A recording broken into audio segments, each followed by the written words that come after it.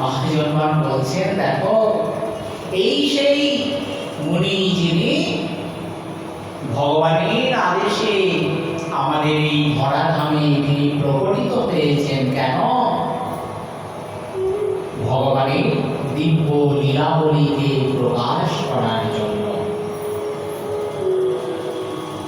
বেদব্যাস মুনি জগৎ জীবের মঙ্গলের নিমিত্ত তিনি বেদকে লিপিবদ্ধ করলেন, এবং যাতে কেউ ভুলে গেলেও পুনরায় অধ্যয়ন করতে পারে। বেদ সকলের বোঝার জন্য তাকে একটি প্রকৃত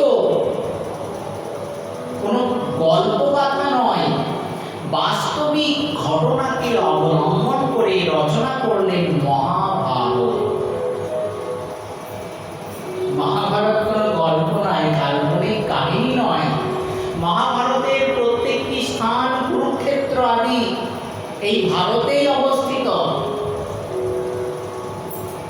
সেই বৃন্দাবন, সেই কামনগর, মথুরা, এটি আমাদের সেই ভারত ভূমিতেই অবস্থিত। এটি কোনো গল্প কথা নয়, বাস্তবিক ঘটনা। তাকে অবলম্বন করে মহাভারত রচনা করলেন। কেন? সকলে বেদ অনুভব করতে পারেন না। স্ত্রী শূদ্র দ্বিজ বন্ধুনা ত্রয়ীন শ্রুতি গোচর। স্ত্রী শূদ্র দ্বিজ বন্ধুগণ এনারা কখনোই সেই ভক্তি অধ্যয়ন করতে পারেন না।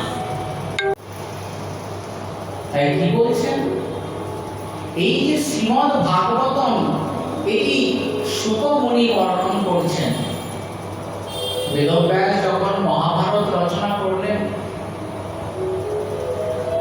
সকলের বোঝার জন্য, কারণ সংস্কৃত অধ্যয়ন করলে, বেদ পাঠ করলে তবেই কি হয় না, ভক্তি সম্বন্ধীয় বেদ জ্ঞান জাত হয়। আমাদের যে সংস্কার আছে, উপনয়ন সংস্কার, একজন ব্যক্তি জন্মানো থেকে মৃত্যু পর্যন্ত তার 16টি সংস্কার আছে, 16 সংস্কার। তার মধ্যে অন্নপ্রাশন, উপনয়ন, উপনয়ন অর্থাৎ যাকে আমরা পৈতে দেওয়া বলি, উপবীত ধারণ করা হয়, বাম সঙ্গে উপবীত থাকে, নবগ্রন্থি যুক্ত, অর্থাৎ তিনি যে যোগ্য সংস্কার হলেন, অর্থাৎ সেই সময় থেকে তিনি বেদ পাঠের উপযুক্ত হলেন। গুরুগৃহে গিয়ে দীর্ঘ দিন ধরে থেকে বেদ অধ্যয়ন করতে হবে। প্রথমে বেদ পাবেন না, প্রথমে শিখতে হবে কি সংস্কৃত ব্যাকরণ আদি, দর্শন আদি শাস্ত্র অধ্যয়ন করলে তার জ্ঞান তিনি লাভ করবেন। কিন্তু মুনি দেখলেন যে এটি সম্ভবপর নয়। মহাভারত রচনা করলেন, কিন্তু সেটিও পরিপূর্ণ হলো না। তাই বেদের অর্থকে পূরণ করার জন্যই রচনা করলেন কি? রচনা করলেন পুরাণ। পুরয়তি ইতি পুরাণম। সেই যে পুরাণ, একে একে পুরাণ রচনা করলেন, কিন্তু মনের মধ্যে তৃপ্তি হচ্ছে না, যেন কিছু বাদ থেকে গিয়েছে। গুরুদেব নারদ মুনি আসলেন, বললেন, হে গুরুদেব, আমি যে মনে শান্তি পাচ্ছি না, আমার কার্য কি কিছু অসম্পূর্ণ থেকে গিয়েছে? বলেন, বলো তুমি কি কি বর্ণন করেছ? বললেন তাকে, বলেন, আরে এই যা কিছু তুমি বর্ণন করেছ, এগুলি এই প্রাকৃত জগতের ইহলৌকিক এবং পরলৌকিক সুখ সম্পদ লাভের নিমিত্ত।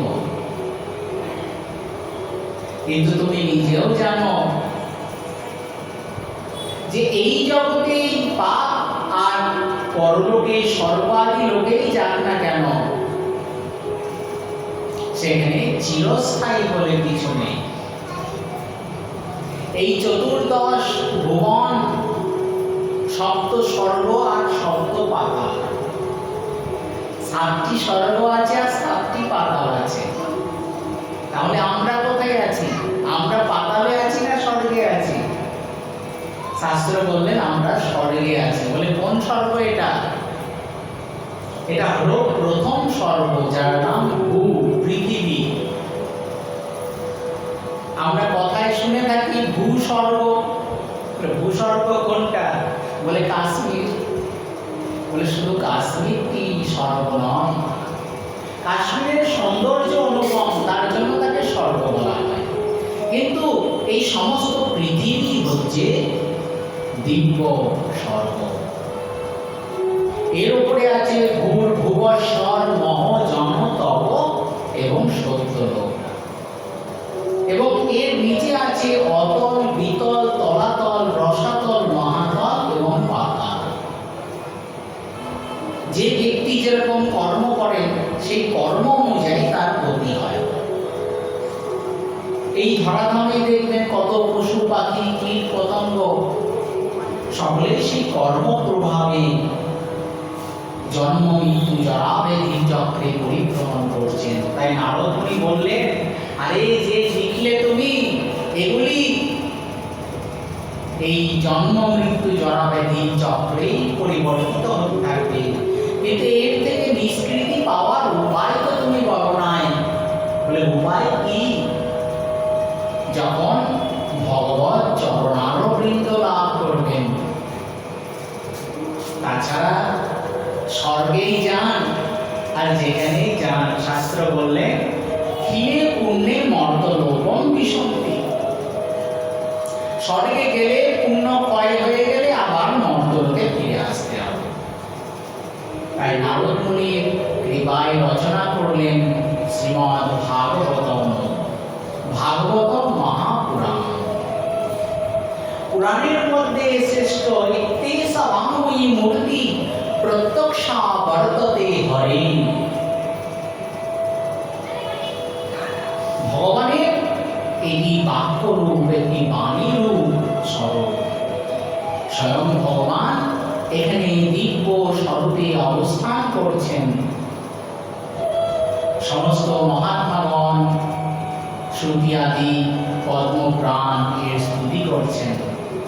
পাদ যদীয় প্রথম দ্বিতীয় তৃতীয় সূর্য কথিত যদুর নাভিস্তথাপন চময়ে বসস্য ভুজান্তরন্দো युगलो तथान्य कंठस्तु राजं नवमयदीयो मुखारवृन्दं दशमप्रफुल्यम् एकादशजस्य ललाटपट्टं शिरोऽपितुत्वा दश एव भाति। তাই তিনি কে? তিনি আদিরও অনাদিরও আদি। তমাদিদেবং করুণানিধানম তমালবর্ণম শ্রুতিতাবতারম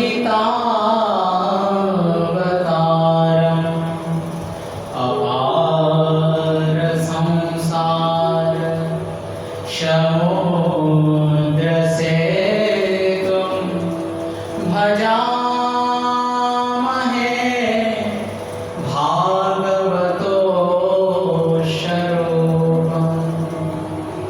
এই সেই ভাগবত।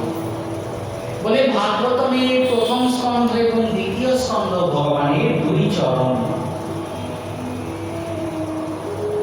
তৃতীয় চতুর্থ ভগবানের গুরুদেশ, পঞ্চম স্কন্ধ ভগবানের নাভি, ষষ্ঠ সপ্তম ভগবানের দুই বাহু, অষ্টম স্কন্ধ ষষ্ঠ স্কন্ধ ভগবানের বক্ষ প্রদেশ গুরুদেশ, সপ্তম অষ্টম দুই বাহু, নবম স্কন্ধ ভগবানের কণ্ঠদেশ, আর দশম স্কন্ধ ভগবানের শ্রীবদন মুখমণ্ডল, আর একাদশ যস্য ললাটপট্টম, একাদশ স্কন্ধ ভগবানের ললাট, আর শিরোপিতু দ্বাদশ এব ভাতি, শিরদেশ অর্থাৎ মস্তক ভগবানের দ্বাদশ স্কন্ধ। বললেন এই 12টি স্কন্ধ 12টি ভাবে ভগবানের দিব্য স্বরূপকে নির্ণয় করেছে। বলেন এটি সাধারণ গ্রন্থ নয়, সমস্ত বেদ পুরাণ সমস্ত শিষ্যগণকে পড়াবেন, কিন্তু ভাগবতম অধ্যয়ন করার যোগ্য কাউকে দেখতে পাচ্ছেন না। বলে একটা তো গ্রন্থ, তাহলে যোগ্য অযোগ্যের ব্যাপার কি আছে? ভাগবতমী শ্লোকেই বলছেন, কি বলছেন? ধর্ম প্রহিত কৈতবত্র পরমো নির্মৎসরানাং শতাম বেদ্যং বাস্তবমত্র বস্তু শিবদম তাপোত্রয়োন্মূলনম। শ্রীমদ্ভাগবতে মহামুনিকৃতে কিং वा परैरीश्वर सव्यानिद्यावरोधते अत्र कृतिभिः शुश्रूषुभिस्तत्सराम्। বলেন ভাগবতম কি বর্ণন করছেন? ধর্ম প্রহিত কৈতবত্র পরম। আমরা কি বলি? ধর্ম, সনাতন ধর্ম কত প্রকার ব্যাখ্যা হয়, কিন্তু ভাগবতম কি বলছেন? বললেন পরম ধর্ম। ধর্ম কি? সাধারণ ধর্ম নয়, সেটা হলো প্রহিত কৈতব অত্র, যেটি কপটতা শূন্য রহিত, আর নির্মৎ সরানাং শতাম। বলে যার হৃদয়ে কপটতা আছে, মৎসরীয় দোষ আছে, বলে ভাগবত পড়লে অনুভব হবে না। আমাদের নবদ্বীপে ভাগবতম পড়াচ্ছেন দেবানন্দ পণ্ডিত, অনেক ছাত্র অপূর্ব শ্লোকের মাধুর্য শ্রবণ করে শ্রীবাস পণ্ডিত গিয়েছেন, দরজায় দাঁড়িয়ে দাঁড়িয়ে শুনছে। ভাগবতমের শ্লোক শুনে তিনি মূর্ছিত হয়ে পড়ে গিয়েছেন, ক্রন্দন করছেন। দেবানন্দ পণ্ডিত বলছেন, আরে আরে কে একটা পাগল এসেছে, দেখে পাগলই মনে হবে, ভক্তির লক্ষণ আমরা বুঝতে পারবো না। মূর্ছিত হয়ে গেছেন শ্রীবাস পণ্ডিত। বলেন, আরে এখানে আমি অধ্যয়ন করাচ্ছি, আমি গুরু, শিষ্যদের অধ্যয়ন করাচ্ছি, এখানে কেন এই পাগল এসেছে? যাও একে ধরে বাইরে বার করে দিয়ে আসো।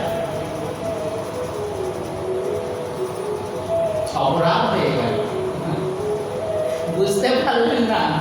পণ্ডিত ব্যক্তি, কিন্তু ভাগবতমের প্রকৃত মর্মার্থ অনুভব করা অত্যন্ত কঠিন। কে অনুভব করবেন? এই যে বললেন প্রৈহিত পৈতবত্র পরম নির্মৎসরানাম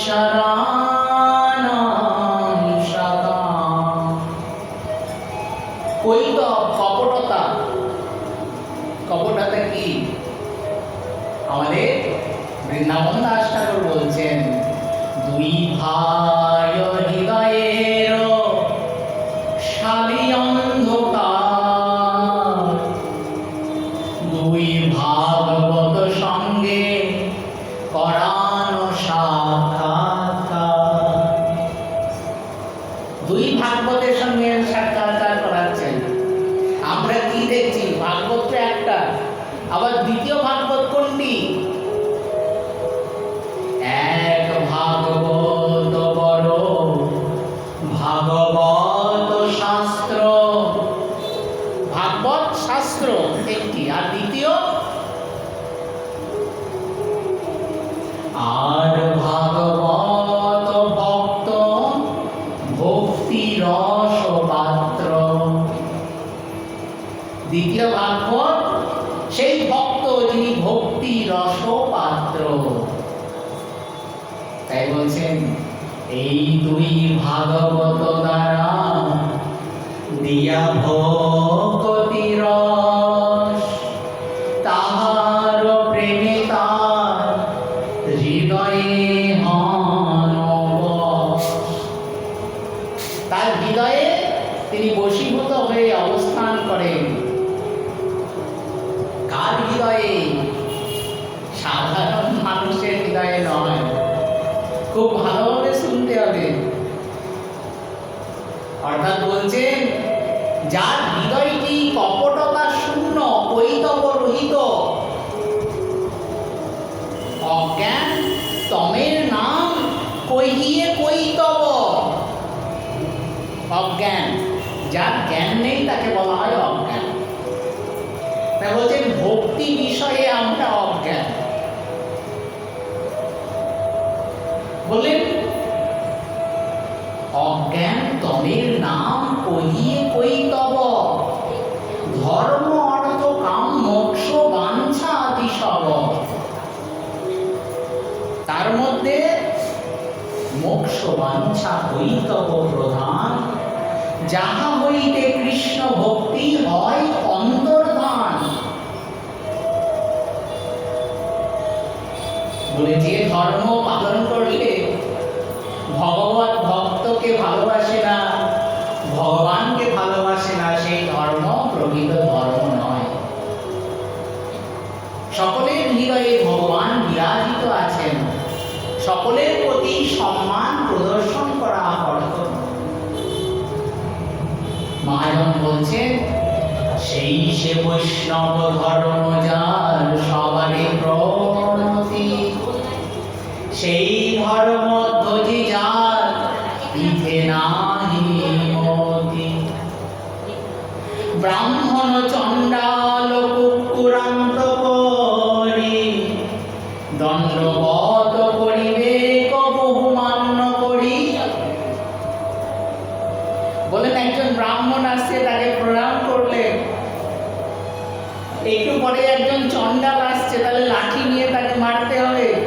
বলে যে না। বলে, তাকে প্রণাম করবেন কেন? তার কি যোগ্যতা আছে তাকে প্রণাম করতে হবে? শাস্ত্র বললেন, তাকে প্রণাম নয়, তার হৃদয়ে যিনি ভগবৎ স্বরূপ আছেন, সেই ভগবান, তাকে প্রণাম করবে। অনন্ত কোটি ব্রহ্মাণ্ড সব কৃষ্ণের বৈভব। অর্জুনকে কি দেখাবেন? বিশ্বরূপ দেখাবেন। যেখানেই দৃষ্টি দিচ্ছেন সেখানেই ভগবান। আকাশে, পাতালে, ভূমিতে, বায়ুতে সব ভগবতময়। বৈরাগ্য গোস্বামী কি বলছেন? স্থাবর জঙ্গম দেখে নাহি দেখে তার মূরতি,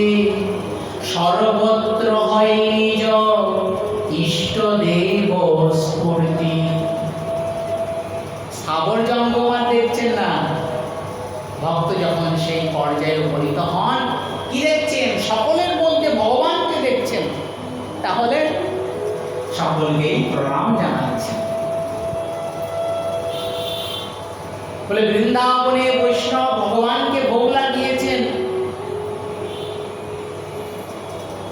একটু অসাবধান হওয়াতে এক বানর এসে সেই রুটি নিয়ে পালিয়ে যাচ্ছে। বৈষ্ণব কি দেখছেন? বৈষ্ণব বাঁদর দেখছেন না, বৈষ্ণব দেখছেন স্বয়ং ভগবানই এসে নিয়ে যাচ্ছেন। বলে আরে আরে প্রভু প্রভু একটু দাঁড়াও, একটু দাঁড়াও। বলে কেন বাবু দাঁড়াবে কেন? খাওয়ার জিনিস খেতে এসেছে। বলে প্রভু অনেক বেলা হয়ে গেছে, আমাকে ক্ষমা করে দেন, কিন্তু একটু ঘি দিয়ে দিন। ঘি দেওয়া হয় নাই, রুটিটা সবে রেখেছেন, ঘর থেকে ঘি আনতে গেছেন, তার মধ্যেই নিয়ে চলেছে। বলে ভগবানকে দেখছেন, প্রাকৃত দৃষ্টি নেই। এতাদৃশ মহাত্মা যাদের অন্তরে কপটতা নেই, মাৎসর্য নেই, তাই কি বলছেন? অজ্ঞান তমের নাম কহিয়ে কই তব ধর্ম অর্থ মোক্ষ বাঞ্ছায়াতি সব। কৈতব, কৈতব কহিয়ে কিসে? কাকে বলে কৈতব? আত্মবঞ্চনা, কৃষ্ণ কৃষ্ণ ভক্তি বিনা অন্য কামনা। বলে প্রাকৃত জগতের বস্তু চাইছি, আজ আছে কালকে নেই। ধ্রুব মহারাজ পিতা কোলে বসতে দিলেন না, বিমাতা কি করলেন?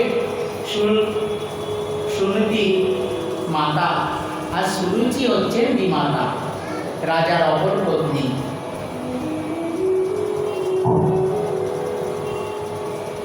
বললেন ধ্রুব তুমি এই সিংহাসনে পিতার কোলে তখনই বসতে পারবে যখন ভগবানের তপস্যা করে তুমি আমার গর্ভে জন্মগ্রহণ করবে, তখনই তুমি এই সিংহাসনে বসার অধিকারী হবে।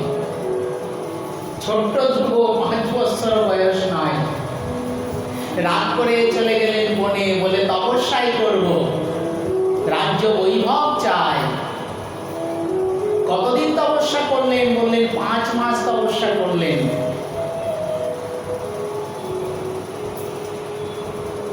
ভগবান এসে সামনে দাঁড়িয়েছেন, বললেন ধ্রুব তুমি চোখ খোলো, দেখো আমি এসেছি। ধ্রুব আর চোখ খুলছেন না। বললেন কেন? ওই যে ভগবানের কথা চিন্তা করতে করতে করতে করতে হৃদয়ের মধ্যে ভগবান অবস্থান করছেন, আবদ্ধ হয়ে পড়েছেন। ভগবান বুঝতে পারলেন হৃদয়ের মধ্যে তো আমি আছি। বলে শুধু ধ্রুবর নয়, সমস্ত জীবের হৃদয়ে ভগবান আছেন। আমরা ভগবানকে খোঁজার জন্য বিশ্ব ব্রহ্মাণ্ড ঘুরে বেড়াই, কিন্তু ভগবান আমাদের হৃদয়ে আছেন। গীতায় অর্জুনকে ভগবান বলছেন, হে অর্জুন, ঈশ্বর সর্বভূতানাং অর্জুন হৃদ্দেশে তিষ্ঠতি। ঈশ্বর কোথায় থাকেন? ভগবান হৃদয়ে থাকেন। হৃদয়ে থেকে তিনি সমস্ত শরীরকে পরিচালনা করছেন। যার যা প্রয়োজন জ্ঞান বুদ্ধি আদি প্রদান করছেন। দদামি বুদ্ধি যোগন্তং যেন মাম উপযান্তি। শাস্ত্রে ভাগবতে গীতার মধ্যে বলেছেন কি? বলেন আমি গ্রহণ করে দিয়ে আসি। দদামি যোগ ক্ষেমং বহম মহম। যোগ অর্থাৎ যেটা প্রয়োজন, ভগবানের সঙ্গে যুক্ত হওয়ার জন্য যেটা প্রয়োজন সেটা আমি অর্পণ করি। আর ক্ষেম অর্থাৎ যে বস্তু জ্ঞান বুদ্ধি লাভ করেছেন তাকে আমি রক্ষা করে থাকি। বললেন যদি মরে যায়, মরে গেলে হারিয়ে যাবে না, আবার যখন তার জন্ম হবে, শুচিনাং শ্রীমদাঙ্গে যোগভ্রষ্ট বিজায়তে, তপস্যা করছেন, ভক্তি অঙ্গ যাজন করছেন, দেহত্যাগ হয়ে গেল, চিন্তা নেই, উপযুক্ত ঘরে আবার জন্ম হবে, আবার তিনি ভগবত কৃপায় ভজন করার সৌভাগ্য লাভ করবেন। বলে সেই জ্ঞান বুদ্ধি আমি তাকে দিই, চিন্তা নেই। তাই কি শাস্ত্র বললেন হৃদয়ে ভগবান আছে, হৃদয়ের মধ্যে আবদ্ধ। ভগবান হৃদয়ের মধ্যে থেকে ধ্রুবর সেই স্বরূপকে টেনে নিজের মধ্যে মিলিয়ে দিলেন। হৃদয়টি যেন অন্ধকার হয়ে গেল। সামনে যেই চোখ খুলেছেন, বলছেন হৃদয়ে যে ভগবানের চিন্তন করছিলেন, সেই ঠিক ওই স্বরূপে এসে সামনে দাঁড়িয়েছে। বললেন হে ধ্রুব, আমি তোমাকে দর্শন দিতে আসি নাই, আমি তোমাকে দর্শন করতে এসেছি। ভক্ত যেরকম ভগবানের দর্শনের জন্য লালায়িত থাকেন, ভগবান বলছেন আমিও সেই ভক্তের জন্য অপেক্ষা করে থাকি, কবে ভক্ত আমাকে ডাকবে, আমি তার কাছে যাব। বৃন্দাবনে গিয়েছেন আমাদের মাধবেন্দ্র পুরীপাদ, শ্রীমান মহাপ্রভুর গুরুদেব ঈশ্বর পুরীপাদ, তার শ্রী গুরুদেব ছিল মাধবেন্দ্র পুরীপাদ। কেবলমাত্র একটু দুগ্ধ পান করেন, তা আবার অযাচিত। কেউ যদি নিজে থেকে এসে বলেন যে হে মহারাজ আপনি এই দুগ্ধটি পান করুন, তাহলেই পান করেন, দুগ্ধ ছাড়া অন্য কিছু গ্রহণ করেন না। সন্ধ্যা হয়ে গেছে, এক রাখাল বালক এসে একটা পাত্রে দুধ দিয়ে গেলেন, বললেন আপনি পান করুন। বলে তুমি কি করে জানলে আমি এই বনের মধ্যে আছি? বলে ওই যে আমার মায়েরা এসেছিল না ওই নদীতে জল নিতে, আপনাকে দেখেছে। গেলেন, দুধ পান করলেন, স্বপ্নাদেশ করছেন, বললেন আরে তুমি আমাকে তো চিনতে পারলে না। বলে কি করে চিনবো প্রভু, তুমি যদি তোমার চিনিয়ে না দাও?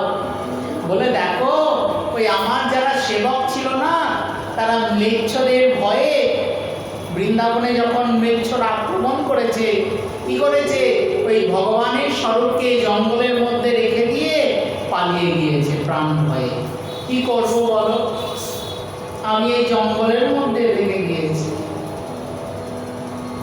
বললেন এতদিন কি আর লোক পান নাই?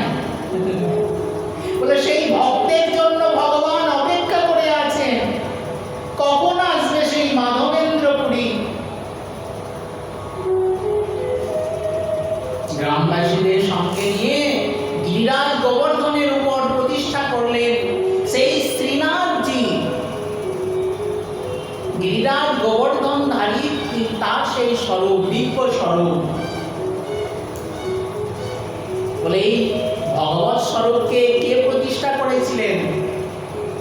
তিনি ছিলেন কৃষ্ণের প্রপুত্র, অর্থাৎ নাতির ছেলে। ভগবান কৃষ্ণের পুত্র প্রদ্যুম্ন, প্রদ্যুম্নের পুত্র অনিরুদ্ধ, আর অনিরুদ্ধের পুত্র হচ্ছেন বজ্রনাথ। তিনি প্রধান 8টি ভগবৎ স্বরূপ জগতে প্রকাশ করেন। তার মধ্যে শ্রীনাথজি একটি। বলেন 2 নাথ, একটি শ্রীনাথ আর একটি গোপীনাথ, আর 2 গোপাল। এক গোপাল তার নাম সাক্ষী গোপাল, সাক্ষী দিতে এসেছেন বৃন্দাবন থেকে হেঁটে হেঁটে সেই পুরী ধামের নিকটে উড়িষ্যা প্রদেশে। ছোট বিপ্র গিয়ে ধর্ণা দিয়েছেন, বলেন প্রভু আপনাকে যেতেই হবে। বলে যাও যাও, তুমি যাও, ঘরে যাও, আমি সেখানে যাব, তুমি আমাকে আহ্বান করবেন, আমি প্রকটিত হয়ে তোমার কথা রাখবো। হাত জোর করে বলছেন, প্রভু আপনি যদি দিব্য স্বরূপে সেখানে যান তাহলে গ্রামবাসীরা বলবে, আরে তুমি তো কথা কাকে দিয়েছিলে, সাক্ষী কাকে রেখেছিলে, সেই বিগ্রহকে সাক্ষী রেখেছিলে, এই ভগবানকে তো সাক্ষী রাখো নাই। বলে, প্রভু যদি যেতে হয় কৃপা করে এই বিগ্রহ স্বরূপেই চলুন। বলে, আরে তুমি কি কোনোদিন শুনেছো যে বিগ্রহ হেঁটে হেঁটে যায়? বলে, প্রভু বিগ্রহ যদি কথা বলতে পারে তাহলে হেঁটেও যেতে পারবে। বলে, আচ্ছা ঠিক আছে, তোমার কথা আমি রাখবো, কিন্তু আমার আবার দুটো শর্ত আছে। বলে, প্রতিদিন 1 সের চালের অন্ন ভোগ লাগাতে হবে, কম ভোগ লাগালে হবে না। এত দূর হেঁটে হেঁটে যাবো, খিদা পেয়ে যাবে, তো ভালো জিনিস খাওয়াতে হবে। অর্থাৎ ভক্ত যে চলবে হেঁটে হেঁটে, ভক্তের তো কোনো বাহ্য জ্ঞান থাকবে না, সে কি খাবে না খাবে কোনো জ্ঞান নেই। যদি ভগবানকে ভোগ লাগায় তবেই তো সে প্রসাদ পাবে। তার জন্য ভগবান নিজেই বলছেন যে আমাকে ভোগ লাগাবে, 1 সের চালের অন্ন প্রতিদিন ভোগ লাগাতে হবে। বলে, আর দ্বিতীয় শর্ত প্রভু? বলে, দেখো তুমি আগে আগে চলবে, আমি পিছনে পিছনে চলবো, তাহলে বুঝবো কি করে? বলে, পিছনে ফিরে তাকানো চলবে না, বুঝবে যে আমার যে চরণ, এই চরণের যে নুপুর আছে, এই নুপুরের ধ্বনি তুমি শুনতে পাবে, তাহলে বুঝতে পারবে, চলবে। চলেছেন চলেছেন, উড়িষ্যা দেশে পৌঁছিয়ে গিয়েছেন। এখন ভগবানের নদীর ধারে এসে দেখছেন, বা খুব সুন্দর জায়গা, নিকটে গোয়ালাদের গ্রাম। বলে, দধি, ঘি, মাখন, দুধ খুব ভালো খাওয়া যাবে এখানে, তাহলে এখানেই থাকি, আর যাব না। এখন ভগবান কি করেছেন, একটা গাছতলায় গিয়ে দাঁড়িয়ে পড়েছেন, আর শব্দ হচ্ছে না নুপুরের ধ্বনি। মনে সংশয় হয়েছে, আরে প্রভু কি আর আসছেন না? বলে, এখন যদি পিছনে ফিরে তাকায় তাহলে, ওই তিনি তো বলেছেন পিছন ফিরে তাকালে আমি আর যাব না। আবার চিন্তা করলেন, আমার গ্রাম তো বেশি দূরে নয়, কাছাকাছি এসে বলেছি, আর কয়েক ক্রোশ মাত্র, তাহলে এখানে যদি ভগবান থেকেও যান তাহলে গ্রামবাসীগণকে আহ্বান করে আমি আনতে পারব। বলেন, আচ্ছা। যেই দেখেছেন, বলছেন, দেখো আমি বলেছি আমি কিন্তু আর যাব না। বলে, প্রভু আপনার যে নুপুরের ধ্বনি শুনতে পারছিলাম না। বলে, দেখো ওটা আমার কোনো দোষ নাই, তুমি যে আমাকে হাঁটিয়ে হাঁটিয়ে নিয়ে আসছো এত দূর থেকে, আর এই নদীর ধার দিয়ে যাচ্ছি, আর নদীর ধারে কি থাকে, বালি, ওই বালি গিয়েছে আমার নুপুরের মধ্যে ঢুকে, এখানে আমার কোনো দোষ নাই। নুপুর না পাইলে আমি কি করব? আমি তো চলেছি। বলে, শক্ত জায়গা হয়, ভালো রাস্তা হয়, চলতে গেলে নুপুরের আওয়াজ হবে, আর বালির মধ্যে চললে কি আর নুপুরের আওয়াজ হবে? আওয়াজ হবে না। থেকে গেলেন অপূর্ব তার স্বরূপ। বলে, সেই কথা রাখলেন, সেখানেই প্রতিষ্ঠিত হলেন। ব্রাহ্মণ বললেন, হে ভগবান, যদি কৃপা করেন আপনি এই স্থানেই অবস্থান করুন। আর বৃন্দাবনে ফিরে গেলেন না, সেখানে। এখন সেখানকার রাজা এসেছেন, ভগবান এসেছেন, রাজা দেখতে এসেছেন, বা কি সুন্দর। রাজার সঙ্গে ছোট রানী এসেছেন, রানী বলছেন, বা দেখতে তো খুব ভারী সুন্দর, কিন্তু যদি নাকে একটা মতি থাকতো তাহলে আরো না কত সুন্দর লাগতো। বলেন, এই যে আমার নাকে একটা খুব সুন্দর মতি আছে, বলে এটা যদি আমি পড়াতে পারতাম, কারণ এই যে নাকে মুখটা পড়ে আছে, এই মুখটার থেকে দামি জিনিস আর তার কাছে নাই। অন্য মুখটা পাওয়া যাবে কিন্তু এত ভালো পাওয়া যাবে না। তাই রানী কি বলছে, বলে এই মুখটাই আমি পরাতাম। গোপালের নাসায় যদি ছিদ্র থাকিত, তবে এই দাসী এই মুখটা তারে পরাইত। ভগবান ভক্তানি রানীকে স্বপ্ন দিচ্ছেন, বলে না রে আরে রানী, এই মুখটা নিয়ে আসো। বলে কেন? বলে বাল্যকালে মাতা মোর নাসা ছিদ্র কইলা। মা যশোদা কি সাক্ষী গোপালের নাকে ছিদ্র করেছে? বলে সেই গোপালের নাসায় ছিদ্র করেছে। তাই গোপাল কি বলছে, বলে বাল্যকালে মাতা মোর নাসা ছিদ্র কইলা, বহুবিধ অলঙ্কার মোরে পরাইলা। বলে সেই নাসায় এখনো ছিদ্র আছে, রানী তুমি আসো, এসে এই মুখটা পরাও। মুখটা পরালে কত আনন্দ। বলে এখানেই শেষ নয়। পুরীর রাজা যখন শুনেছে যে এক দিব্য বিগ্রহ বৃন্দাবন থেকে এসেছেন, পুরীর রাজা এসে শক্তিশালী বেশি, বলে বিগ্রহকে নিয়ে গিয়ে কোথায় রেখেছে? বলে জগন্নাথ মন্দিরে। রাত্রিবেলায় জগন্নাথ বলছেন, আরে আরে তুমি কাকে নিয়ে এসেছো? এ তো মহাচোর, এ চুরি করে আমার সব জিনিস খেয়ে নিয়েছে, আমি আর কিছু খেতে পারছি না। বলে তাহলে প্রভু, বলে এর যেখান থেকে এসেছো সেখানে একটা মন্দির করে রেখে আসো, এখানে জায়গা দিও না, তাহলে আমাকে না খেয়ে থাকতে হবে। জগন্নাথের কত ভোগ লাগে, বলছে সব চুরি করে খেয়ে নেয়, চোর। বলে এমন ভগবান যাকে চোর বলেছেন, অন্য কোনো ভগবানকে চোর বলতে পারবেন না। শাস্ত্র বলছেন চৌরাগ্র গণ্যম পুরুষম নমামি।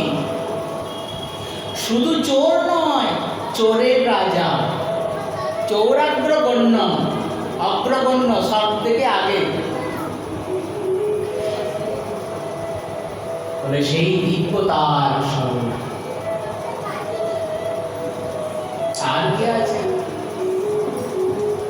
বলে দুই গোপাল, এক গোপাল তো সাক্ষী গোপাল, সাক্ষী দিতে এসেছেন। আর এক গোপাল, বলে আর এক গোপাল হচ্ছেন মদন গোপাল, যাকে আমরা মদন মোহন বলে জানি। মদন মোহনকে সনাতন গোস্বামী পাদ যখন প্রতিষ্ঠা করলেন,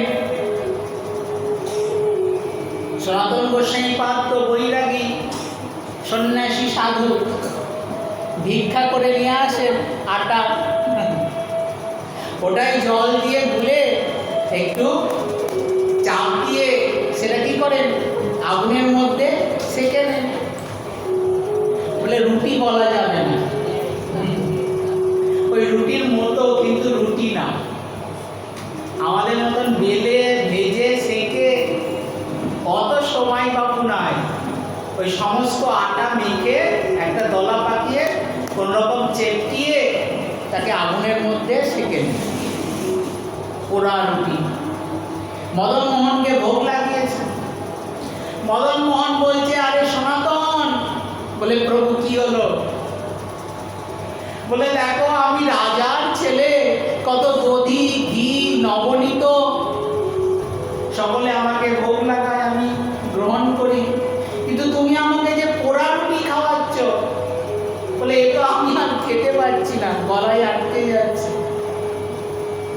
বলে যাই হোক, তুমি নাই খেতে পারো, আমি আর খেতে পারছি না, কিন্তু ওই শুধু পোড়া রুটি দিচ্ছ, একটু লবণ তো দাও। বলে তরকারি করার সময় নাই। বলে হে প্রভু, আজ তুমি আমার কাছে হাত পেতে চাইছো বলে একটু লবণ দাও। যখন আমার সব ছিল, নবাবের হুসেন শাহ প্রধানমন্ত্রী, অর্থাৎ রাজার পরেই যার স্থান,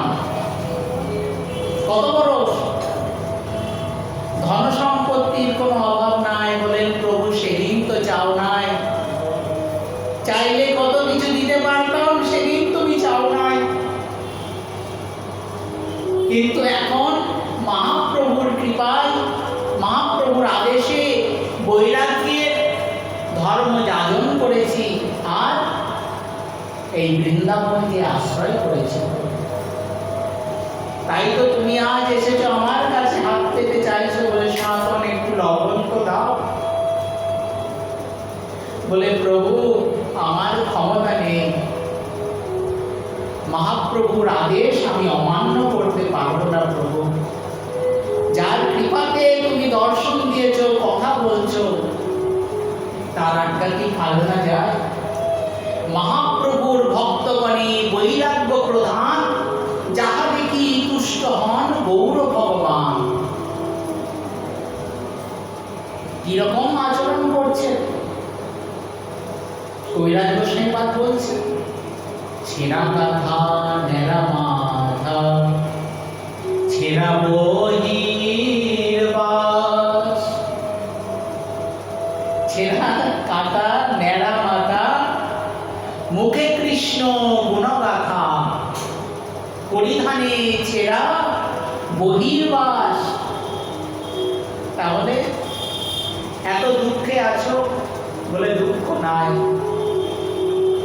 প্রভু বন্দন কবু কীর্তন কবু আনন্দ উল্লাস, আনন্দে উল্লাসে দিন কাটে, দুঃখ নাই।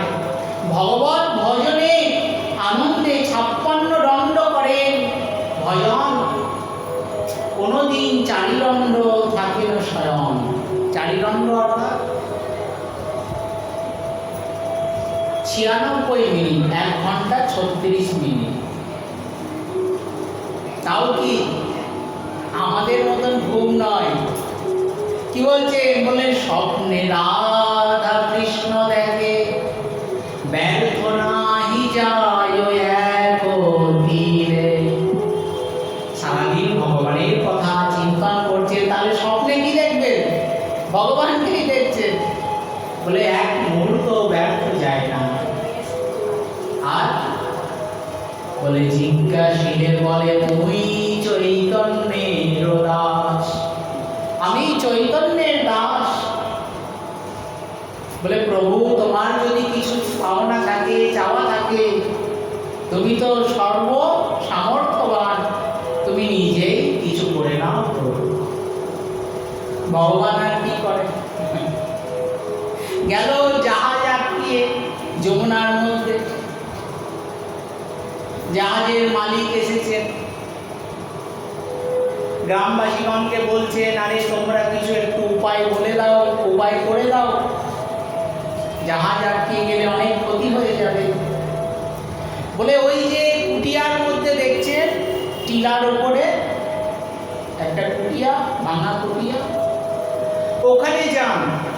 ওখানে এক মহাপুরুষ আছেন, ভগবানের ভজন করছেন। উনি যদি একবার বলেন, আপনার কাউকে লাগবে না, নৌকা আপনি চলবে।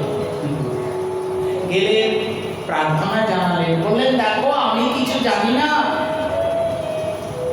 ওই সমস্ত জগৎ যে চালাচ্ছে তার কাছে যাও। ওই দেখো বসে আছে।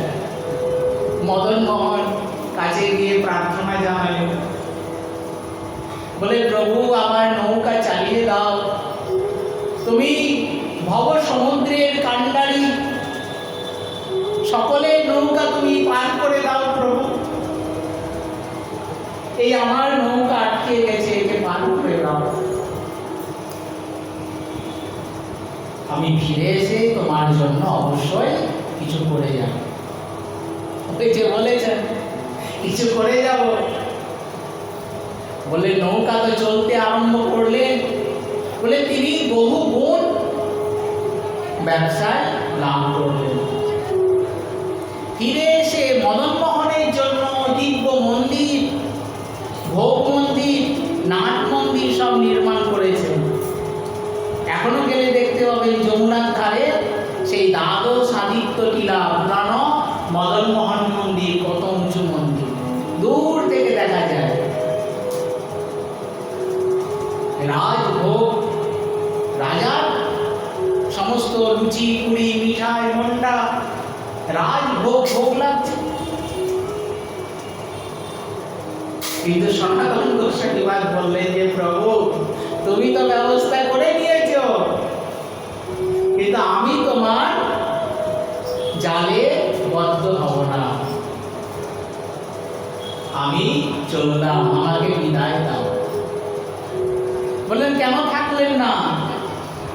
বললেন ওই যে রাজভোগ, ভগবানের ভোগ লাগছে, কি হবে? ভগবানের প্রসাদ একদিন হলেও নিতে হবে। আর এত সুন্দর সুন্দর বিষয় যদি গ্রহণ করেন তাহলে বৈরাগ্যের ধর্ম আর কোথায় থাকে? চললেন কোথায়? চললেন সেই গোবর্ধনের কাছে, চাকলেশ্বরে, মানসী গঙ্গার পাশে চাকলেশ্বর মহাদেব যেখানে আছেন, চক্রেশ্বর মহাদেব বলা হয়, চাকলেশ্বর, সেখানে থাকতেন, ভজন করতেন। সেখানেই সনাতন গোস্বামী পাদের সমাধি, সারা জীবন ওখানেই ভজন করেছেন। তাই বলছেন দুই গোপাল গেল আর দুই নাথ গেল, আর কে থাকে? বলেন চারজন দেবতা।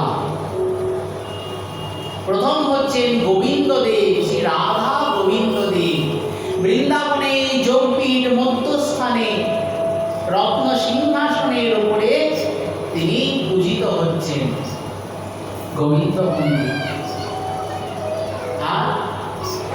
আর গোবিন্দ দেবের বড় ভাই নাম বলদেব। বলদেব আছেন রমন রেডিতে। সব জায়গায় দেখবেন বলরাম দেখতে কিরকম? বলে অঙ্গের বরণ সাদা, কিন্তু রমন রবিতে গিয়ে দেখবেন কালো। বলে কালো হলে কি করে? বলে কৃষ্ণের কথা চিন্তা করতে করতে দিনে তার বর্ণ কালো হয়ে গেছে। এত বড় তার। আর আছেন কেশবদেব। কেশবদেব মথুরায়, যেখানে ভগবানের জন্মস্থান। আর সামনে সপ্তাহে কি হবে? জন্মাষ্টমী, বড় উৎসব হয় মথুরায়, যেখানে ভগবান আবির্ভূত হয়েছিলেন। আর আছেন হরিদেব, নারায়ণ স্বরূপ। কোথায় আছেন? সেই গোবর্ধনের তটেই আছেন। মানসী গঙ্গার এক রাস্তা আর বাম দিক দিয়ে আর একটা রাস্তা গেছে। জিজ্ঞাসা করবেন এখানে হরিদেবের মন্দির কোনটা, দেখলেই বলে দেবে। তাই বললেন এই 8টা স্বরূপ ভগবান স্বরূপ নির্মাণ করে প্রতিষ্ঠা করেছিলেন বজ্রনাভ। কিন্তু ভগবান ওই ভক্তের জন্যই অপেক্ষা করে থাকেন। তাই বলছেন দেখো ধ্রুব, তুমি আমার জন্য অপেক্ষা করেছিলে না, আমি তোমার জন্য অপেক্ষা করেছিলাম। তাই বলো তুমি কি চাও বলো। বললেন প্রভু কৃপা করে আমাকে কিছু দিয়েন না। বলে কেন গো? ধ্রুব মহারাজ কি বলছে? ধ্রুব মহারাজ বলছেন কাঞ্চম বিচিন্যা প্রাপ্ত দিব্যরাজ্ঞম স্বামীম কৃতার্থোস্মি বরম ন যাচে। হে প্রভু আমি বর চাই না, আমাকে বর দিয়েন না। বলে কেন গো? এত কঠোর তপস্যা করলে, প্রথম মাসে তপস্যা করেছেন, শুধু 3 দিন পর পর কদবেল আর ফুল খেয়েছেন। দ্বিতীয় মাসে তপস্যা করেছেন, 6 দিন পর পর শুকনো পাতা আর শুকনো ঘাস খেয়েছেন। তৃতীয় মাসে 9 দিন পর পর শুধু একবার জল পান করেছেন। চতুর্থ মাসে 12 দিন পর একবার শ্বাস নিয়েছেন। শ্বাস নিলেন, 12 দিন পর শ্বাস ছেড়ে আবার শ্বাস নিলেন। বায়ু ভক্ষঃ পঞ্চম মাসানুপ্রাপ্তে, পঞ্চম মাসে জিত শ্বাস নৃপাত্মজ, যে রাজার ছেলে রাজকুমার, বলে শ্বাস পর্যন্ত নিচ্ছেন না, শ্বাস আবদ্ধ। সমস্ত দেবতাগণের শ্বাস আটকে গেছে, বলে হায় হায় আমাদের স্বর্গরাজ্য গেল। ভগবান বললেন তোমাদের চিন্তা নাই। ধ্রুব মহারাজ বলছেন হে প্রভু, আমি কাঁচের টুকরো খুঁজছিলাম, রাজ্য বৈভব, ওই কাঁচের টুকরো মতো। কাঁচের জিনিস দেখবেন, পাত্র নিয়ে আসবেন, ওই টুক করে পড়ে গেলে ভেঙে খান খান, বলে সেই কাঁচের টুকরো নিয়ে আমি আনন্দ করছিলাম। তাই প্রভু ওই কাঁচের টুকরো আমি চাই না। কাঁচের টুকরো খুঁজতে খুঁজতে আমি কি পেয়েছি? প্রভু আপনার ভক্তি সম্পদ, আপনার শ্রী চরণ পেয়েছি। তাই আপনি বলছেন কি চাই? প্রভু বিশ্ব ব্রহ্মাণ্ডের মালিক আপনি, আপনার শ্রীচরণ পাওয়া মানে কিছু পাওয়ার আর বাকি থাকে? কিছু পাওয়ার বাকি থাকে না। তাই বলছেন কোটি টাকার সম্পত্তি ছেড়ে দিয়ে কি আমি কি পাবো? 100 টাকা নিয়ে বাড়ি যাবো? বললে দিয়েন না প্রভু, কিছু দিয়েন না, কিছু চাই না। ধ্রুব মহারাজকে বললেন হে ধ্রুব, তুমি যে তপস্যা করেছ তার ফল অনুরূপ তুমি রাজ্য বৈভব পাবে। কতদিন? 36,000 বৎসর রাজত্ব করবে।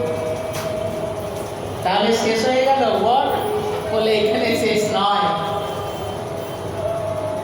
বলে আমি তোমার জন্য দিব্য একটা লোক তৈরি করব, যে লোকে কেউ কোনোদিন যায় না। সেই লোক তুমি অবস্থান করবে, তোমার নাম অনুসারে সেই দিব্য লোকের নাম হবে কি? ধ্রুব লোক। এই সমস্ত যত ব্রহ্মাণ্ড দেখছেন, ব্রহ্মাণ্ডের ওপরে ধ্রুব লোক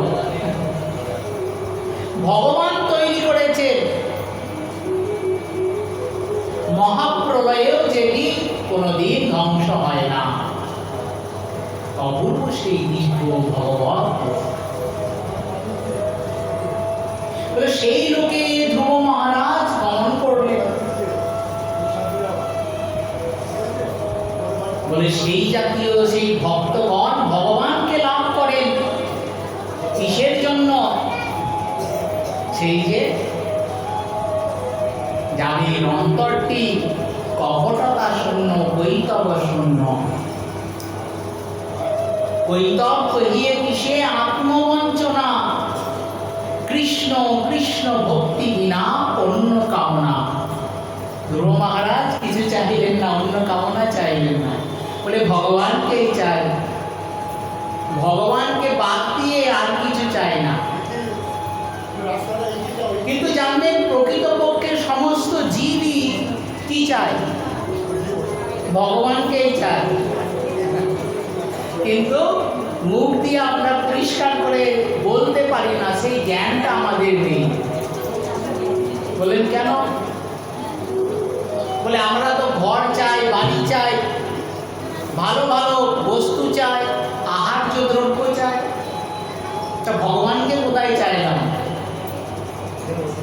বলেন কেন চাই বলতো? চাই এই জন্যই, কিসের জন্য? আনন্দ পাওয়ার জন্য। কেউ দুঃখ পেতে চায় না, আনন্দ পেতে চায়। তা বলেন আনন্দটা আসবে কিভাবে? সেইটা আমরা জানি না। আমরা আমাদের যেটুকু জ্ঞান আছে, কিসের জ্ঞান আছে? বলেন এই প্রাকৃত শরীরের জ্ঞান আছে।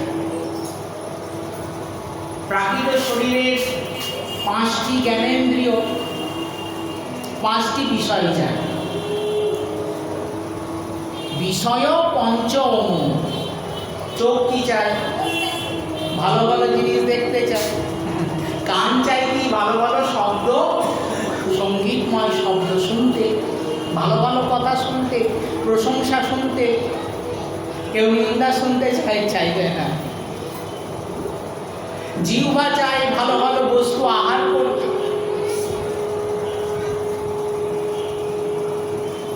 আর ত্বক বলে বাবা কি গরম, একটু ঠান্ডা হলে ভালো হয়। বলে এত গরমে বৃষ্টি হলে একটু ভালো হয়। শীতের দিনে বলছে বাবা এত ঠান্ডা, ঠান্ডাটা একটু কমলে ভালো হয়। কিন্তু প্রকৃতপক্ষে কি চাইছে? একটা পিঁপড়ে থেকে একটা বৃহৎ হাতি, একটা বিরাট বট গাছ চায় কি? আনন্দ চায়। সুখম মে ভূয়া দুঃখম মা ভূত, আমার যেন সুখ হয়, যেন কোনোদিন দুঃখ না হয়। কিন্তু যিনি আনন্দের সমুদ্র, আনন্দ ঘনমূরতি, তাকে আমরা ভুলে গেছি। মহাপ্রভু বললেন যে কৃষ্ণ ভুলি সেই জীব অনাদি গহীর অতএব মায়া তারে দেয় সংসার। সনাতন গোস্বামী পাদ বলছেন, হে প্রভু, কে আমি, কেন মোরে যারে কাপত্রয়, ইহা নাহি জানি মোর কইছে হিত হয়। আমার ভালো কি হবে, মঙ্গল কিভাবে হবে? বলে হে সনাতন, জীবের স্বরূপ হয় নিত্য কৃষ্ণ দাস, কৃষ্ণের তর্কস্থা শক্তি ভেদ অভেদ প্রকাশ। কৃষ্ণের স্বরূপ জীব, কৃষ্ণের মায়ায় কৃষ্ণ না ভজিয়া এই মতো দুঃখ পায়। বলে নিত্য কৃষ্ণ দাস জীব তাহা ভুলি গেলা। কৃষ্ণ বহির্মুখ, কৃষ্ণকে ভুলে গেছে। বলে কৃষ্ণকে মনে করতে হবে কি করে? তার জন্য ভগবান আমাদের জন্য এরকম উৎসব তৈরি করেছেন, এমন এমন লীলা করেছেন। সেই লীলা কথা স্মরণ কীর্তন বন্দন করলে তার স্মরণ আসে। আমরা তো প্রতিদিন মন্দিরে আসতে চাই না। মন্দিরে গেলে আর কি দেখবো? ওই ঠাকুর বসে আছে, ওই রাধা গোবিন্দ ঠাকুর। এক বৃদ্ধ মা বৃন্দাবনে গেছেন, বলে বৃন্দাবনে কি দেখবে? ভগবানকে দেখবে। তা বৃন্দাবনে গোবিন্দ মন্দিরে রাধা গোবিন্দ আছেন, যিনি নিয়ে গেছেন সাধু। বলেন, আরে আরে বাবাজি মশাই, ওই আমাদের গ্রামেও তো আছে এই রাধা গোবিন্দ, তাহলে আর এখানে এনে কি দেখবো? তা ভগবানও ছাড়ার পাত্র নয়। বলে তোমরা প্রতিদিন যাও, একই দেখো, তাহলে একটু নতুন করতে হবে কিছু। তা আজকে আমার কি ঝুলন যাত্রা, বলে সেই একাদশী থেকে শুরু হয়েছে। কিন্তু প্রকৃতপক্ষে কি একাদশী থেকে নয়, শুরু হয়েছে সেই দ্বিতীয়া থেকে। অমাবস্যা গেল, অমাবস্যার পরে প্রতিপদ, প্রতিপদের পরে দ্বিতীয়া। বাঁকে বিহারী বৃন্দাবনে দেখবেন ওনার ঝুলন একদিনই হয়, এই তৃতীয়াতে। রাধারানী কি করেন? রাধারানী বাবার বাড়ি কোথায়? হচ্ছেন বর্ষানাতে। বলে সেই বর্ষানায় কদম্ব খণ্ডি আছে, কেলি কদম্বের বৃক্ষ। এমনি সাধারণ যে কদম ফুল হয় সেটা বড় হয়, কিন্তু গাছ খুব একটা বড় হয় না। বড় হয়, কিন্তু কেলি কদম্বের বৃক্ষ যে কদম্ব ফুল তার থেকে অর্ধেক হয়, ছোট, কিন্তু গাছ অত্যন্ত বড় হয়, খুব সুন্দর হয়, দেখতে খুব সুন্দর লাগে। তা বললেন ওই কদম্ব খণ্ডিতে ওই রাধারানীর খেলার জন্য কি করেছেন? দোলনা বানিয়েছেন। বিশেষ করে এই বর্ষা ঋতুতে। রাধারানীর বয়স কত? বলেন বালিকা। বলেন বয়স হচ্ছে, কৃষ্ণের বয়স নবকিশোর নটবর বলা হয়। গোস্বামীগণ বলছেন, কৃষ্ণেরও যতেব খেলা, সর্বোত্তম নরলীলা, নরবধূ যাহার স্বরূপ, গোপবেশ বেণুকর, নবকিশোর নটবর, নরলীলার হয় অনুরূপ। তাই ভগবানের বয়স নবকিশোর, অর্থাৎ ওই 14 পেরিয়ে 15 সবে পা দিয়েছে। আর রাধারানীর বয়স গোবিন্দের থেকে 1 বছর কম। তাকে কি বলা হয়? কিশোরী। বৃন্দাবনে যাবেন বলবেন কিশোরী। আর যারা মায়ের মতন স্নেহ করেন, মাতা পিতার নেয়, তারা বলেন লালা আর লালি। আমরা বলি গোপাল, তারা কি বলেন? লালা লালি। লালা অর্থাৎ ছোট, ছোট্ট বাচ্চাকে লালা বলে। তাই বলছেন সেই গোবিন্দ,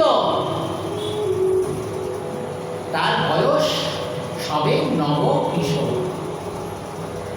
তা বলেন বর্ষার দিন কি হয়? সখীবৃন্দ পরিভ্রমণ করছেন, তা বর্ষার মধ্যে ভূমি মাটি ভিজে যায়। আর মাটি ভিজে গেলে কি হবে? তো সেখানে দৌড়াদৌড়ি খেলা করা যাবে না। তার জন্য বলেন ঝুলন খেলা বা ঝুলন লীলা। ওই দোলনার মধ্যে বসে ঝুলন লীলা আস্বাদন করা। তা আমরা কি দেখি? এখানে ওই 4টি দড়ি দিয়ে একটা ঝুলন বানানো হয়েছে। সাধারণভাবে 2টো শিকল বা দড়ি থাকে। তা এই যে ঝুলন বা দোলনা, এটাকে সাধারণভাবে পাতি দোলনা বলা হয়। কিন্তু বৃষভানু রাজা যে দোলনাটা বানিয়েছেন, এটা কিন্তু অপূর্ব সুন্দর। বলে কিরকম? বলেন একটা মাত্র দড়ি আছে। সাধারণ জগতে আমরা দড়ি বলছি, কিন্তু বৃন্দাবনে সেটি একটি লতা। সেটি সব জীবিত।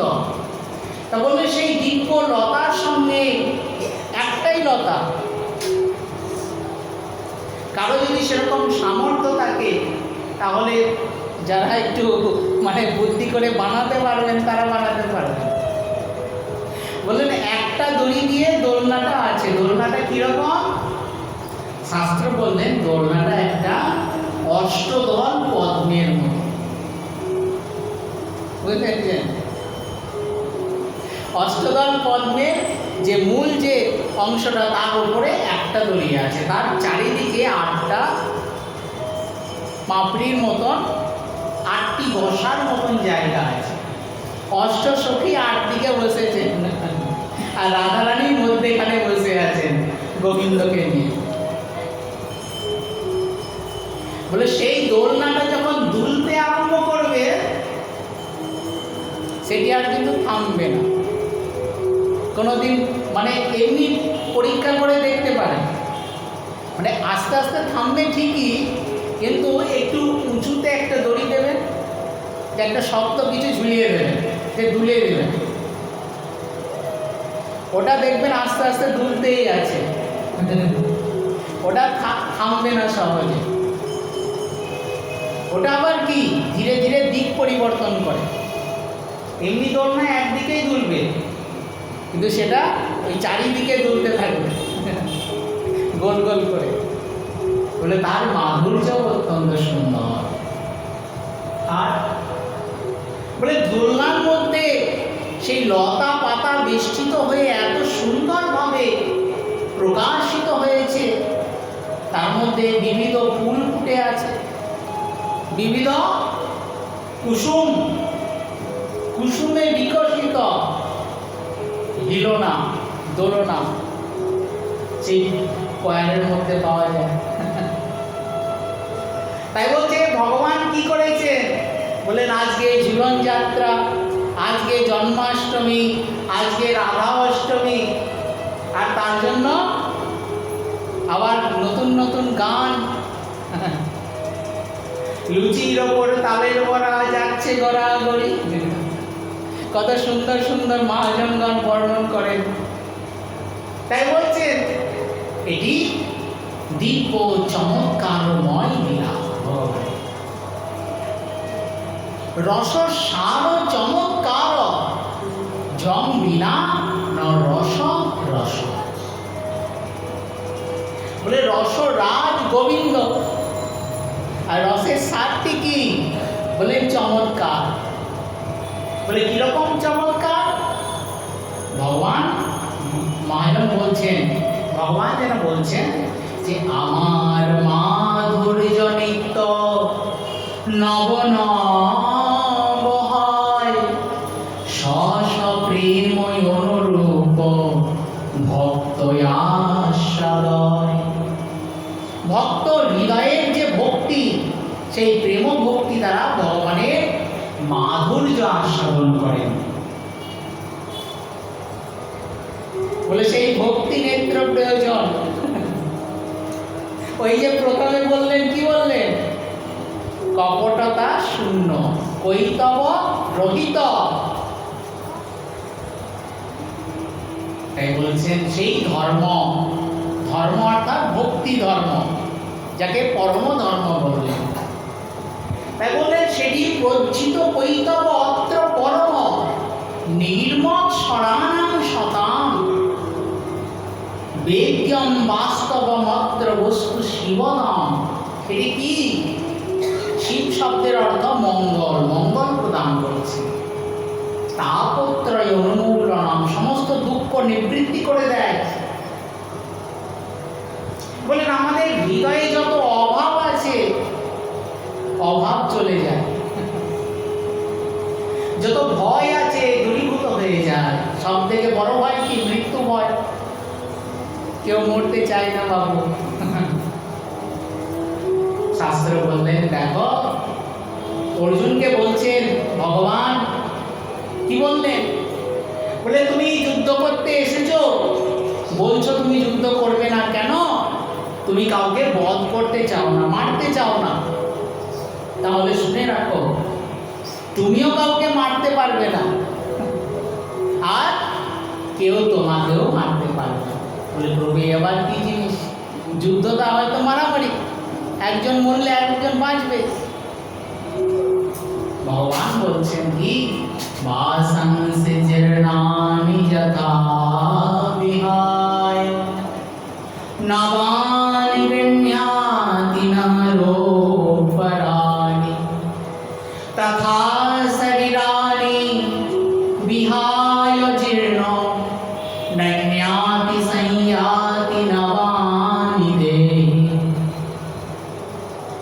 বলে আমরা কি করি প্রতিদিন, বললেন একটা কাপড়কে রেখে দিয়ে ময়লা হয়ে গেছে, পড়ে আছে, তার একটা নতুন কাপড় পরিধান করা হয়। বললেন একই কাজ কে করে, জীবাত্মা করে। পুরাতন শরীরকে ত্যাগ করে একটা নতুন শরীর ধারণ করে। এর নাম জন্ম, আর এর নামই মৃত্যু। বলে জীর্ণ দেহকে ত্যাগ করলেন, এর নাম মৃত্যু বলা হলো। আর নতুন একটা বস্ত্র ধারণ করলেন, একটা শরীর মতন পোশাক।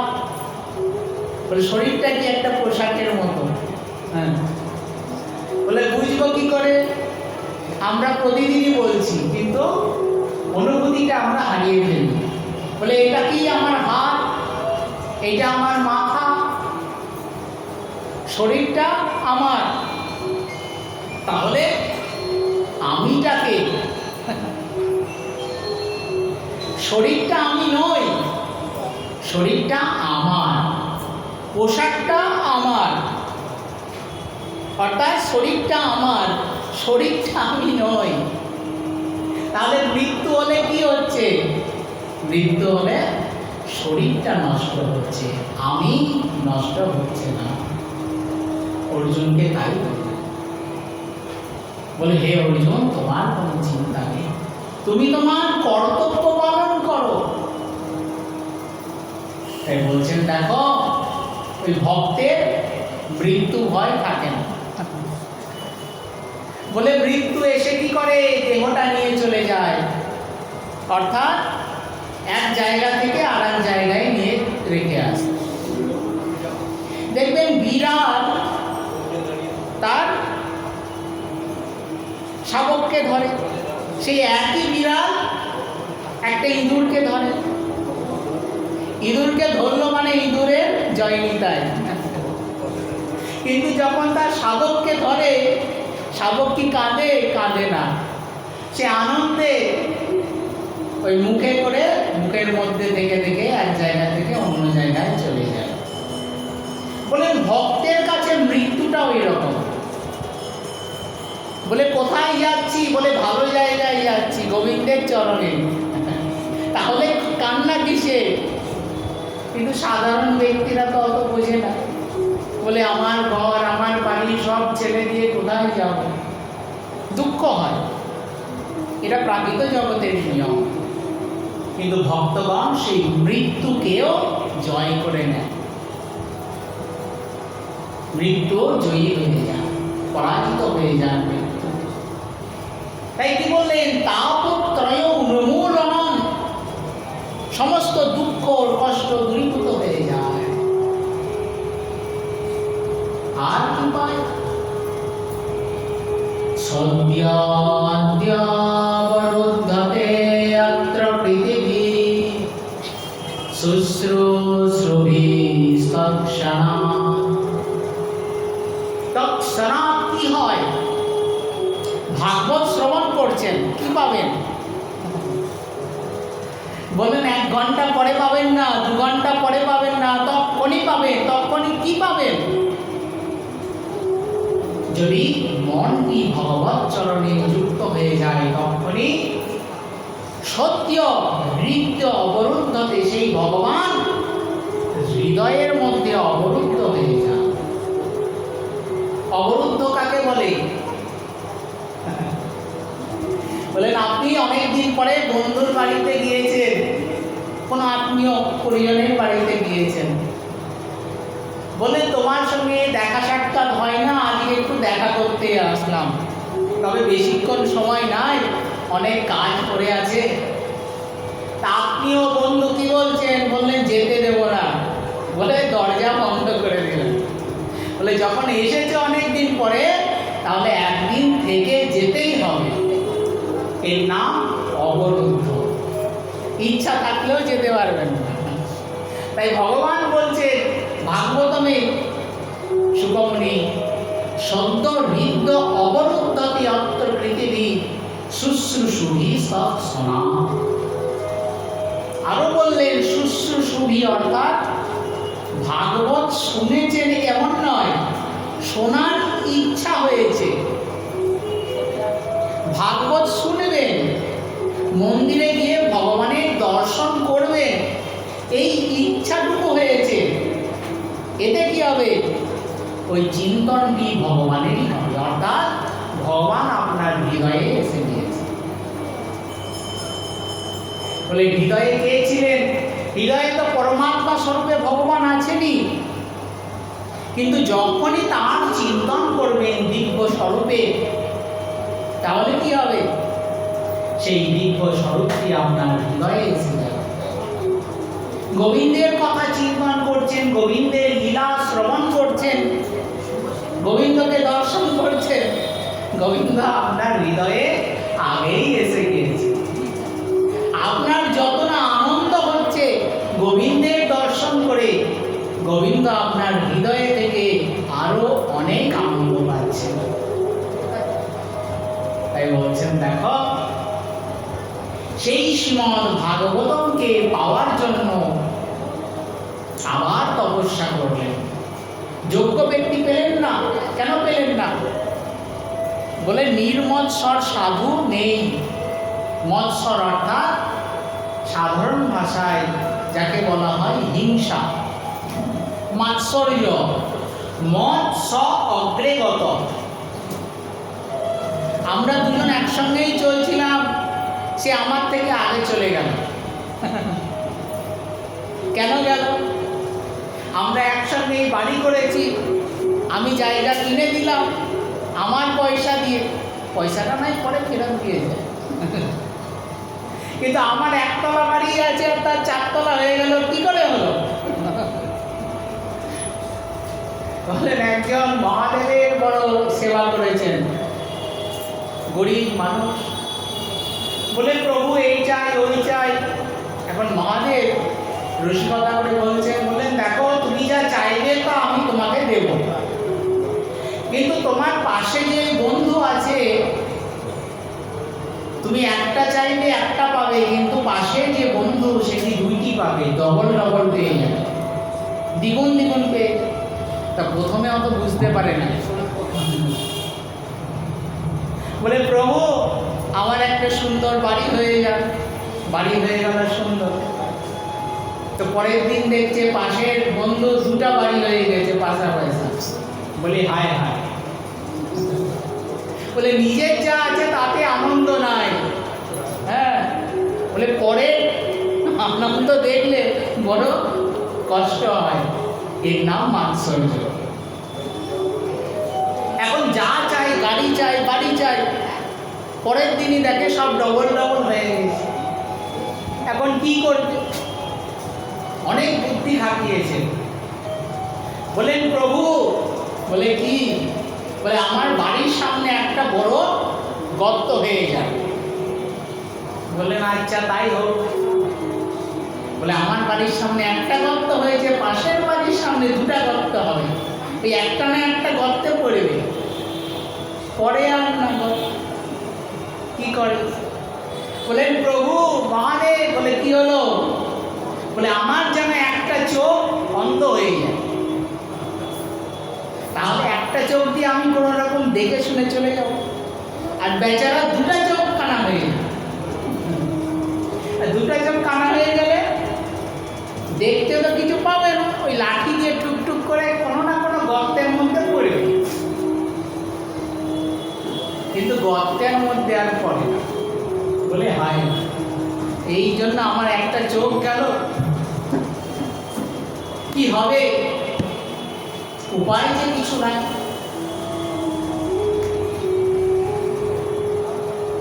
বলছেন প্রভু, বলে কি চাই এখন? বলে আমার যেন ওই কিছুক্ষণের জন্য হৃদয়ের গতি বন্ধ হয়ে যায়, সোজা কথায় হার্ট অ্যাটাক হয়ে যায়। আমার যেন একবার হার্ট অ্যাটাক হয়ে যায়, তারপরে একটু সুস্থ হয়ে যাব, চিন্তা নাই, একটু সামলে নেব। তাহলে কি হবে? পাশের বাড়ি বলে একবার না দুবার হার্ট অ্যাটাক হবে, মরবে। বলে তোমার আর কিছু চাই না, যা আছে সেই নিয়েই সন্তুষ্ট থাকবে। বলেন আমাদের বৃত্তিটি সেরকম হয়ে গেছে। নরোত্তম ঠাকুর মশাই বলছেন কি? বললেন এগুলোকে জয় করতে গেলে তোমাকে একটু নতুন পদ্ধতি নিতে হবে। বলে তোমার শত্রু তোমার ভেতরে আছে, তুমি চিনতে পারো না, বাইরে মনে করে এ শত্রু ও শত্রু। বলে তোমার কেউ বন্ধুও নয়, কেউ শত্রুও নয়। বলে এর জন্য তোমার ভালো হয়েছে আর ওর জন্য খারাপ হয়েছে, এটি নয়। বলে তোমার ভাগ্যে যেটি ছিল সেটি তুমি পেয়েছো, কারো মাধ্যমে পেয়েছো, ভালো পেয়েছো খারাপ পেয়েছো, কারো মাধ্যমে এসেছে, সে দায়ী নয়, দায়ী তুমি। তাহলে বলেন আমাদের হৃদয়ে কি আছে? কাম, ক্রোধ, লোভ, মদ, মোহ, মাৎসর্য। বলে এই ছয়টা সাধারণ কথায় শত্রু বলা হয়, কিন্তু নরোত্তম ঠাকুর মশাই কি বললেন? বলেন এটাই তোমার সব থেকে বড় বন্ধু। বন্ধুকে বন্ধুর কাজে লাগাও। কি করবে? বলছেন কাম কৃষ্ণ কর্মার্পণে ক্রোধ ভক্ত দেশি জনে, লোভ সাধু সঙ্গে হরি কথা, মোহ ইষ্ট লাভ বিনে, মদ কৃষ্ণ গুণগানে, নিযুক্ত করিব যথা। বলে কামনা আছে, বলে ভালো ভালো মিষ্টি খেতে খুব ইচ্ছা হয়, বলে কোনো ক্ষতি নেই, মিষ্টি হয় ঘরে বানাও সামর্থ্য থাকলে, অনেকে নাড়ু টাড়ু মিষ্টি মিষ্টি বানাতে পারে, সেগুলি বানালে ভক্তির একটি আলাদা মাধুর্য হয়, যে আমি নিজে বানিয়েছি। যদি সামর্থ্য না থাকে কিছু সংগ্রহ করে নিয়ে আসো, এসে কি করবে, আগে ভগবানকে ভোগ লাগাও, ভগবানকে ভোগ লাগিয়ে খেতে আরম্ভ করো। বলছেন না, বলে লোক কাম কৃষ্ণ কর্মার্পণে, বলে যখন কৃষ্ণকে অর্পণ করলে তা কৃষ্ণের প্রসাদ কি করবে, আগে ভক্তগণকে দাও। তুমি যে একটি মিষ্টি খাবে, খেয়ে তোমার না যত আনন্দ হবে, এই 10 জনকে খাওয়ালে দেখবে ওই 10 জনের যত আনন্দ হয়েছে সেই আনন্দটা তোমার হবে। বলে 4 বন্ধু, শীতের দিন, এখন না একটু গরমের দিন, সকলে বুঝতে পারবে না। বলে বনের মধ্যে গিয়েছেন, আগুন জ্বালিয়েছেন, 3 জন কোন রকমে আগুনের পাশে বসে আছেন, কাঁপছেন থরথর করে। আরেক বন্ধু কি করছেন, ওই দৌড়িয়ে দৌড়িয়ে গিয়ে একটু একটু গাছপালা নিয়ে আসছেন, আগুনে দিচ্ছে। কিছুক্ষণ পরে দেখছে সবাই থরথর করে কাঁপছে, যারা আগুনের সামনে বসে আছে, আর যে বন্ধু দৌড়িয়ে দৌড়িয়ে নিয়ে আসছে সে ঘামছে, তার গরম লাগছে। বলে শীতের দিন, বলে ভারী মজা তো, আমরা বসে বসে কাঁপছি আর তোমার কিনা গরম লাগছে। কেন, ওই যে তার আনন্দ। বলে বন্ধুদেরকে কষ্ট দেখে নিবৃত্তি করবেন, তারা কষ্ট পাচ্ছে, তারা যেটুকু কষ্ট পেয়েছে সেই কষ্টের নিবৃত্তিতে, তার আনন্দে তার কষ্ট হচ্ছে না। তাই বলছেন সেই কামনা পূর্ণ যদি হয়, সেই ভোগ লাগাও, ভোগ লাগিয়ে ভক্তগণকে পাওয়াও। বলেন ভক্তের মুখেই ভগবান ভোজন করেন। ভগবান কি বলছেন, মদ ভক্ত পূজা অধিক সর্বভূতেষু মন্মনা, মোরে ভুজিবারে যার আছে অভিলাষ, সে ভুজুক আমার মঙ্গল প্রিয় দাস। বলে আমাকে পাওয়ার ইচ্ছা আছে, তাহলে এক কাজ করো, তুমি ভক্তের সেবা করো। বলে ভক্তকে চিনতেই পারো না, কেউ কি বলবে আমি ভক্ত, চেনা যাবে না। তা আমাদের ছিল রূপ গোস্বামী পাদ বলছেন, বলে দেখো ভক্তকে চিনবে একটা উপায় বলে দিচ্ছি, শুনে রাখো। কি বলছেন, কৃষ্ণে দ্বিজস্ব গিরি মনসা ধ্রিয়েতা, যার মুখে সর্বদাই কৃষ্ণ নাম শ্রবণ করবে, কৃষ্ণ নাম শুনো মাত্র যার রসনায়, মনে মনে সমাদর করিবে যে তাই, জানবে তিনি বড় ভক্ত, কৃষ্ণ নাম সবসময় কীর্তন করছে। আর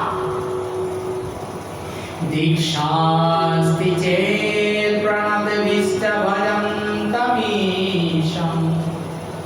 অর্থাৎ দীক্ষিত হইয়া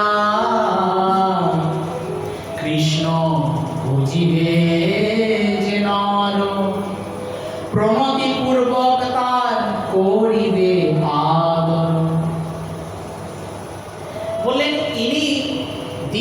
গ্রহণ করেছেন, দীক্ষা গ্রহণ করে ভগবানের সেবা করছেন। সাধারণ জগতে আমরা ভক্তি বুঝতে পারি না, বলে ভক্তিরই খুব সহজ জিনিস। বলে কি, সেই কর্ম করে লোক নাকি জানে ভক্তি যোগ, পরে মিছার মায়া এই ধন্দে।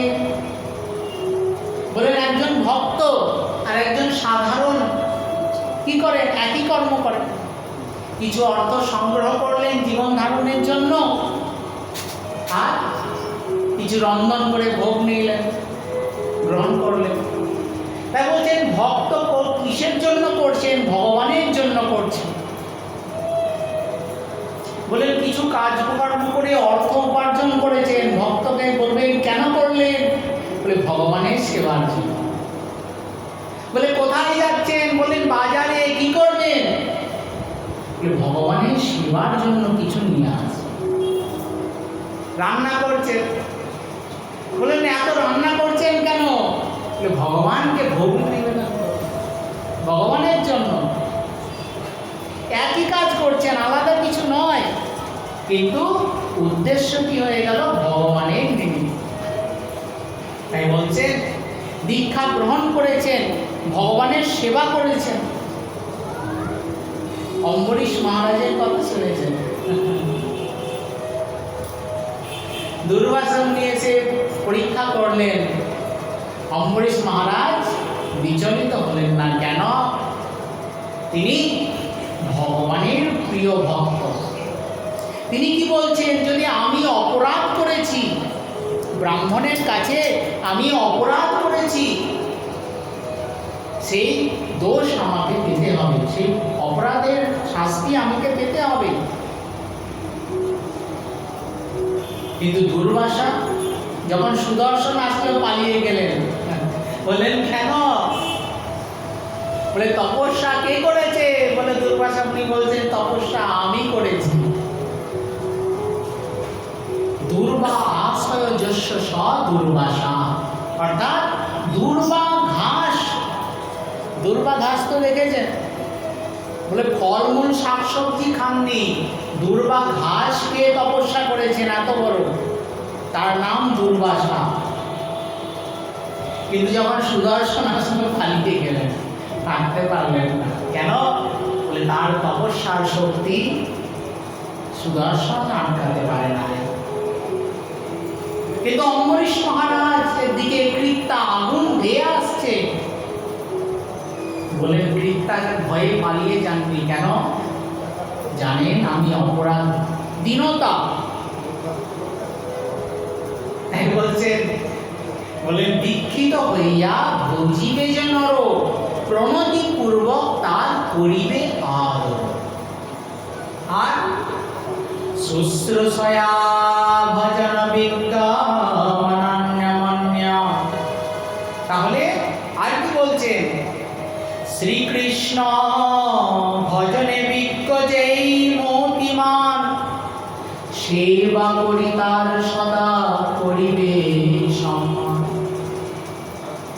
বলে শুধু ভগবত সেবা করছেন না, ভগবত সেবা সম্বন্ধীয় শাস্ত্র সম্বন্ধীয় জ্ঞান যার আছে, এটা সহজে পাওয়া যায় না। শাস্ত্র অধ্যয়ন করতে হয়, গুরুদেবের নিকটে গিয়ে শাস্ত্র সম্বন্ধীয় জ্ঞান অর্জন করলে তিনি সেই পথে চলেন। তিনি হচ্ছেন আচার্য। আর চিনতি শাস্ত্রার্থ আচরে স্থাপয়ত্বপি। নিজে আচরণ করছেন, তিনি আচার্য। বলে আমি অনেক কিছু জানি, বলে দিলাম, আমাকে আচার্য বলবে না যদি না আমি নিজে আচরণ না করি। নিজে আচরণ করে যিনি শিক্ষা দেন তিনি আচার্য। বলে তিনি ভজনে বিজ্ঞ, জ্ঞান আছে যা। একাদশী করছেন, একাদশী কেন করছেন যদি কেউ জিজ্ঞাসা করে, বলে জানি না তো বাপু, একাদশী গুরুদেব কইছে তাই করি। একাদশী করলে কি হবে? একাদশী হচ্ছে ভগবত ব্রত, কেশব ব্রত বলা হয়, কিংবা বৈষ্ণব ব্রত একাদশী। একাদশী হচ্ছে একাদশী হরি বাসর, অর্থাৎ হরির দিন। সোমবার শিবের দিন, এরকম করে দিন আছে। তা বলে শ্রী হরির দিন হচ্ছে সেই একাদশী ব্রত। এই দিন কি করবে? এই দিন উপবাস থাকবে। উপবাস মানে খাওয়া দাওয়া বন্ধ করে দাও। বলে সকাল একাদশী আসলে চিন্তায় পড়ে যায়, বলে কি খাবো রে বাবু, কেন গুরুদেব বলেছেন আজকে অন্ন খেতে নাই, তার কি কি খাওয়া যায় গুরুদেব বলে দেন। বলেন আলু সিদ্ধ ভালো করে মেখে, তারপরে ঘি দিয়ে, একটু সন্দক লবণ দিয়ে, বলে গুরুদেব একটু লঙ্কা দেওয়া যাবে না? বলে চিন্তাটা ওই একাদশীর দিন খাওয়ারই হয়ে যায়। বলে উপবাস অর্থাৎ ভগবানের সমীপে বাস। অন্যান্য দিন গৃহকর্মে কাজে রত হয়ে যায়, ভগবানের নিকটে থাকতে পারি না। তাই আজ বিশেষ দিন খাবার দ্রব্য কিছু কম করে, সর্বশ্রেষ্ঠ কি নির্জলা ব্রত করা। কিন্তু সেটা বলার মতন আমার সামর্থ্য বা অধিকার নেই, কারণ আমি নিজেও পারি না। অম্বরীশ মহারাজ করেছেন, নির্জলা ব্রত করেছেন, একাদশী মাহাত্ম্যে নদীতে বর্ণন করা আছে। তাই বলছেন যে তিনি ভগবানের নিকটে অবস্থান করছেন। কিভাবে? হরিনাম করছেন, হরিনাম জপ করছেন, কীর্তন করছেন, মনন করছেন। বিশেষভাবে ভগবানের চিন্তন করাটি প্রয়োজন। এর নামই উপবাস। উপ অর্থাৎ সমীপে বাস করা। অন্যান্য দিন যেটি হয় না, বিশেষ করে সেই দিনই একাদশী বা হরিবাসর। আমাদের কীর্তন হয় শ্রী হরি বাসরে হরি কীর্তন বিধান, নিত্য আরম্ভিলা প্রভু জগতের প্রাণ। তা কোথায় বলেছেন? চৈতন্য ভাগবতে বৃন্দাবন দাস ঠাকুর বর্ণন করছেন। তা মহাপ্রভু শ্রীহরি বাসরটা যদি একটু দেখেন ভালো করে, বলে কতদিন বাসর করেছিলেন। মহাপ্রভুর কিন্তু শুধু একাদশী তিথিতে একাদশী না, ওই প্রতিদিন সন্ন্যাসের পূর্বে 1 বৎসর কাল ওই রকম নিয়ম করে কীর্তন। শিবাসঙ্গনে দরজা বন্ধ করে দিয়ে কীর্তন, যাতে কেউ বাইরের ব্যক্তি না আসতে পারে। কারণ সাধারণভাবে দেখার জন্য কি হচ্ছে বাবা দেখে আসি, নাচ গান কিসের হচ্ছে, এতে ভজনে ব্যাঘাত হতে পারে। তাই বৈষ্ণব নির্জনে অবস্থান করেন। রাত্রিকালে কারো ঝুট ঝামেলা নেই, ওনারা কীর্তন করছেন। এটাই শ্রী হরিবাস। তা মহাপ্রভু ভক্তগণ পরবর্তীকালে বললেন, বাবু তোমরা তো প্রতিদিন পারবে না, এই একটি 15 দিনে একদিন একাদশী ব্রত হরির দিন, এই দিন শ্রী হরির সমীপে নিকটে অবস্থান করে তোমরা একটু বিশেষভাবে ভজন করো। এটাই নিয়ম। এর জন্যই একাদশী। একাদশী মানে শুধু ওই ফলমূল আহার করলাম এটি নয়, মূল উদ্দেশ্য এটি ভগবানের চিন্তন করা, ভগবানের মনন করা, অন্যান্য দিনের থেকে একটু বিশেষ। তাই কি বলছেন? শুশ্রূষয়া ভজন বিজ্ঞানন্যমন্যা। আর শেষে আরেকটা কিন্তু বিশেষ কথা বললেন। কি বললেন? নিন্দা বিশূন্যহীর্যং ঈপ্সিতা সঙ্গলভ্যাম। অর্থাৎ অনন্য ভগবতী নিষ্ঠ নিন্দা শূন্যমন, হেন সাধু সঙ্গ লাভে করিবে যতন। সাধু সঙ্গ সর্বশাস্ত্রে কয়, লবমাত্র সাধু সঙ্গে সর্বসিদ্ধি হয়। কোন সাধু সঙ্গ? এখানে বলবে কিরকম সাধু? অনন্য ভগতি নিষ্ঠ নিন্দা শূন্য মন। দুইজন এক জায়গায় বলে সে কি করলো আর এ কি করলো আর আমি কি করলাম, এটাই আলোচনা। বলে এরকম আলোচনা নয়, অন্যজনের নিন্দা নয়। যদি নিন্দা করতেই হয়, বলে নিন্দা ছাড়া থাকতে পারি না, খাওয়ার হজম হয় না। বলে তাহলে কি করবে?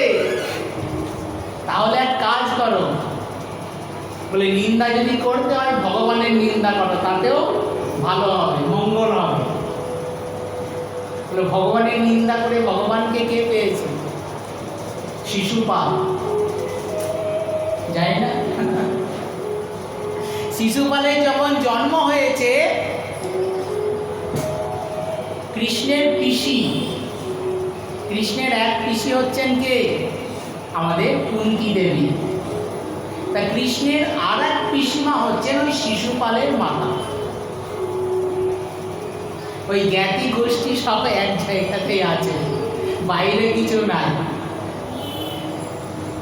শিশুপালের জন্ম হয়েছে, শিশুপালের 4টি হাত। আশ্চর্য। বলে এ আবার কিরকম শিশু? সবারই 2টো হাত থাকে, এর আবার 4টে হাত, না জানি কি হয়। তেমন সময় এক সাধু এসে বললেন, মা তোমার চিন্তা নাই, দেখবে যার সামনে আসলে 2টি হাত অদৃশ্য হয়ে যাবে, তার চরণে এই বালককে সমর্পণ করে দেবে। বললেন কেন বাবা? বলে জানবে এর গতি সেই ব্যক্তি থেকেই হবে, অর্থাৎ বলে এর মৃত্যু সেই তার থেকে হবে। তার জন্য কি করবে? আগেই ক্ষমা চেয়ে নেবে। তা এখন সবাইকেই ডেকেছেন, কৃষ্ণ এসেছেন, 2টো হাত অদৃশ্য হয়ে গেছে। বলেন এর জন্যই আমার পুত্র বধ হবে। চরণে পড়লেন, বললেন বাবা কৃষ্ণ তুমি আমাকে একটি কথা দাও। বলে কি কথা পিসি বলো? বলে তুমি এর শতত অপরাধ ক্ষমা করবে। কি বললেন? বললেন 100 নয়, 100 বলেন না, বললেন শতত, মানে সব সময়। শতর ওপরে একটা ত লাগিয়ে দেবেন, 100 লিখবেন, আর ওপরে কি লিখবেন? আর একটা 0 কিংবা 10। তাহলে কি হবে? সেই সংখ্যাটা বলে নিরন্তর হয়ে গেল, শেষ নাই এর। তাই বললেন শতত। এখন ভগবানের কথা, ভগবান বলছেন আচ্ছা পিসিমা তোমার কথাই থাকলো, আমি এই বালকের শত বলে আর তটার বললেন না, শত অপরাধ ক্ষমা করব। তো শত অপরাধ ক্ষমা করেছি, শতত অপরাধ ক্ষমা করেন নাই, কারণ তার অপরাধ যে করেছে তার ফল তাকে পেতেই হবে। তাই বলছেন যে তিনি 100 বার নিন্দা করেছেন। সবাই অস্ত্র নিয়ে মারতে যাচ্ছে, রাজসূয় যজ্ঞ হচ্ছে, কৃষ্ণকে প্রধান আসনে উপবিষ্ট করিয়েছেন, কিন্তু ভয় পেয়ে যাচ্ছে।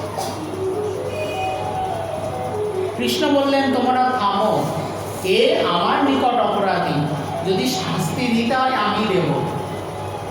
যখন 100 অপরাধ অধিক হয়ে গেল, বলে এবার তোমাকে থামতে হবে।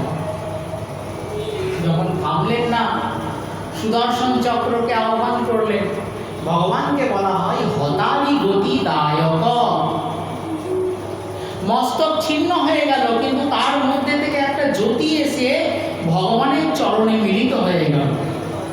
যুধিষ্ঠির মহারাজ আশ্চর্য হয়ে গেল, বলেন এই অপরাধ ব্যক্তি ভগবানের চরণে স্থান পেল? বলে কেন? বলে অপরাধ করেছে, কীর্তন করেছে, অপরাধ নিন্দা করেছে, কার নাম নিয়ে নিন্দা করেছে? বলে কৃষ্ণের নাম নিয়ে নিন্দা করেছে। কংস বলছে ওই কৃষ্ণ আসছে, ওই কৃষ্ণ আসছে। ঘুমাচ্ছে, তারও দেখছে কৃষ্ণ এসে গেছে। গলা তৃষ্ণা পেয়েছে, জল খেতে যাবে, গ্লাসের মধ্যে নিজের ছায়া পড়েছে, কালো কালো ছায়া নড়ছে, বলে গ্লাসের মধ্যে কৃষ্ণ এসে গেছে, ছুঁড়ে ফেলে দিয়েছে। চাঁদ উঠেছে, আলোতে ছায়া পড়েছে, খামের ছায়া নড়ছে প্রদীপের আলো, বলে ওই যে কৃষ্ণ এসে গেছে, সব সময় কৃষ্ণ কৃষ্ণ কৃষ্ণ। বলে তাহলেও লাভ আছে, নিন্দা করলেও লাভ আছে, কিছু লাভ আছে, ক্ষতি কিছু নাই। তাই বলছেন সেই রকম সাধুর সঙ্গ লাভ করবে যার নিন্দা শূন্য মন। অর্থাৎ সেই সাধু যিনি নির্মৎসর সাধু, পরের অপকর্ষ দেখেন না, কি দেখেন? উৎকর্ষ দেখেন। তাহলে কাম কৃষ্ণ কর্মার্পণে, ক্রোধ ভক্ত দেশি জনে, লোভ সাধু সঙ্গে হরি কথায়, মোহ ইষ্ট লাভ বিনে, মদ কৃষ্ণ গুণগানে। শব্দ কৃষ্ণ কৃষ্ণ করছেন, কিন্তু মাৎসর্যটা আর বললেন না। তাহলে মহাজন বলছেন দেখো, একটু বুদ্ধি করে চলতে হবে। বলে তুমি কি দেখছো? তুমি উৎকর্ষ দেখছো, অপকর্ষ দেখছো, খারাপ দেখছো। খারাপ কি দেখছো? সে তোমার দিকে বড় হয়ে গেছে, তার ভালো দেখছো। অর্থাৎ বলে দেখো, যদি দেখতেই হয় তাহলে ভক্তির উৎকর্ষ দেখো। তাহলে কি হবে? তিনি কত ভগবানের ভজন করছেন, প্রতিদিন ফুল তুলে মালা গাচ্ছেন। তাহলে কি হবে? হৃদয়ের মধ্যে আপনা থেকে ইচ্ছা জাগ্রত হবে। সে তো কত মালা গাচ্ছে, আমি কি একটা মালা গাঁথতে পারবো না? তখন নিশ্চয় হৃদয় থেকে আসবে, একটি গাছ লাগাই, ফুল হবে, ফুল তুলে ভগবানের জন্য, সেবার জন্য আমি মালা গাঁথব। তাই বলছেন এইভাবে ভগবানের লীলা। বলে ভগবানের স্মরণ করা এটি প্রধান কাজ। তাই ভগবান কি বলছেন? সাধু সঙ্গ, সাধুগণের কৃপায় আমরা কি পাই? ভগবানের সেবা। আর ভগবান নিত্য নতুন ভাবে আমাদের নিকটে আসেন। এইভাবে কোনোদিন ঝুলন রূপে, কোনোদিন হোলি খেলা রূপে, কোনোদিন জন্মাষ্টমী রূপে, রাধাষ্টমী রূপে, নিত্য নতুন ভাবে ভগবান আমাদের নিকটে আসে। আর উৎসব হলে কি হয়? বলে নিজের মনকে অন্তত বোঝানো যায়, বলে কিছু কিছু পাওয়া যাবে, খালি হাতে ফিরে আসবো না। সেটাকেও লাভ যদি চিন্তা করা যায়, তাও লাভ আছে, মন্দিরে যাওয়া যাবে। তাই বলছেন এইভাবে ভগবানের সেই দিব্য লীলা কথা চিন্তন করা। কে কীর্তন করলেন? সেই শুকমুনি, ভগবানের কথা, ভগবানের কথা। তাই আজ আমাদের দিব্য ঝুলন লীলা, তা আমরা একটু আস্বাদন করে আমরা আজকে বিশ্রাম রাখি। কি আস্বাদন করব? ভগবানের সেই ঝুলন লীলা। তাই একটু পারলে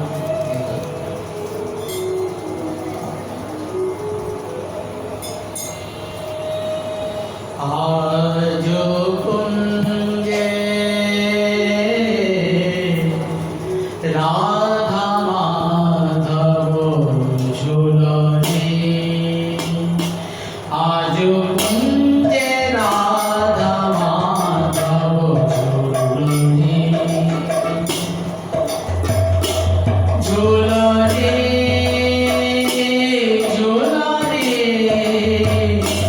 ঝুলনে, আজ কুঞ্জে রাধা মাধব ঝুলনে।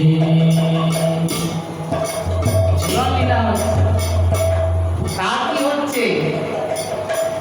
হিন্দোলা রচিত কুসুম কুঞ্জ, কলি কুল তাহে বিহারে কুঞ্জ, ভ্রমর গুনগুন গুনগুন করছে, ফুল কত ফুটে আছে দেখছেন, তাই বলছেন।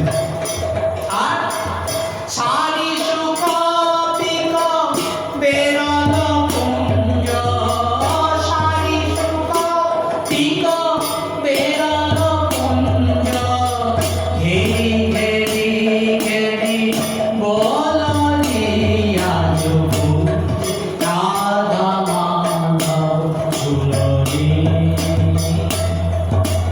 আর সখীগণ তো আছেন, সখীগণ কি করছেন? সখীগণ মেলি করত গান, জলকে মুরলি মুরলি গান। সখীগণ মেলি করত গান, সখীগণ গান করছেন। গানের সঙ্গে বাজনা প্রয়োজন তো, তাই কৃষ্ণ কি করছেন? বাঁশি বাজাচ্ছেন। তাই বলছেন সখীগণ মেলি করত গান, গণ গণ গণ মুরলি গান।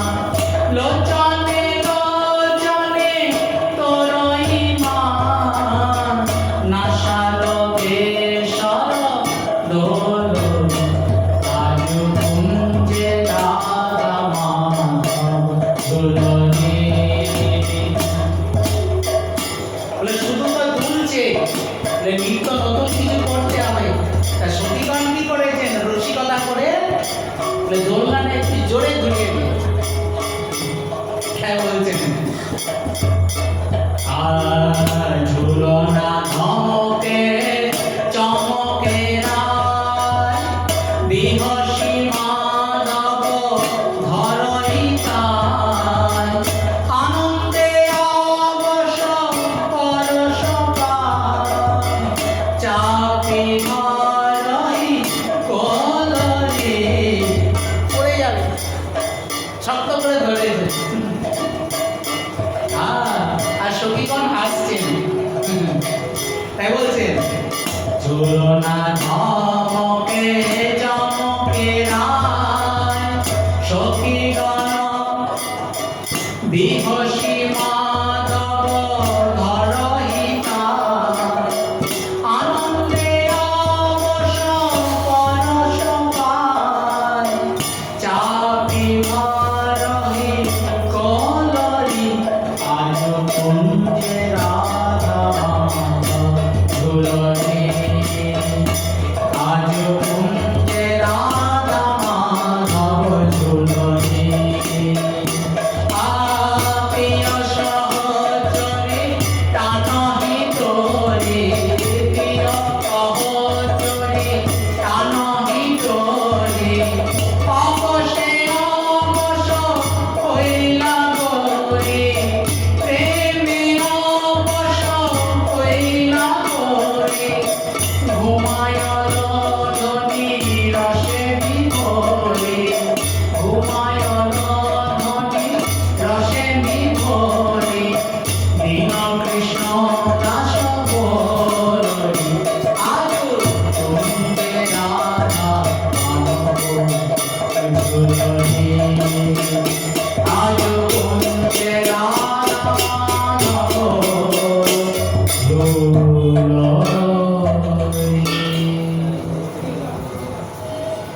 बोलिए श्री श्री राधा गोविंद जीव की जय, श्रीमान महाप्रभु की जय। जय जय श्री राधे श्याम, निताय गौर हरि बोल। পদ্মইখানে রহিল শ্রীগ্রন্থ লহরী, বদনে সবাই মিলে বলুন হরি হরি হরি বল।